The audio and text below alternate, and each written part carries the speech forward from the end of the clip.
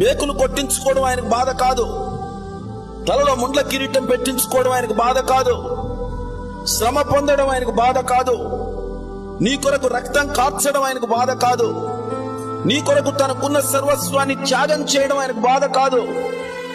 కానీ నీ జీవితంలో క్రమశిక్షణ లేకపోవడం ఏదైతే ఉందో, నీలో ఉన్న అవిశ్వాసం ఏదైతే ఉందో, నీకున్న అపనమ్మకం ఏదైతే ఉందో, నీ అవిధేయత ఏదైతే ఉందో, అది ఆయనకు విపరీతమైన బాధ కలిగిస్తుంది. నువ్వు సమర్పించుకొని సరిగ్గా బ్రతకలేకపోవడం అనేది బాధ. కనీసం కాసేపు శ్రద్ధాశక్తులతో, భయభక్తులతో, వినయ విధేయతలతో, ప్రార్థనాపూర్వకంగా వాక్య ధ్యానంలో నువ్వు గడపకపోవడం బాధ. వారానికి ఒక్కరోజు క్రమశిక్షణగా సమయానికి దేవుని సన్నిధిలోనికి రాలేకపోతున్నారే, అది బాధ. ఒక్క పూట 1 గంట ముందుగా లేవడానికి ఉల్లంఘడం లేదే, అది బాధ. ఎక్కడ మన ఎదుగుదల? ఎక్కడ మన సమర్పణ? ఎక్కడ మన తీర్మానాలు? ఎక్కడ?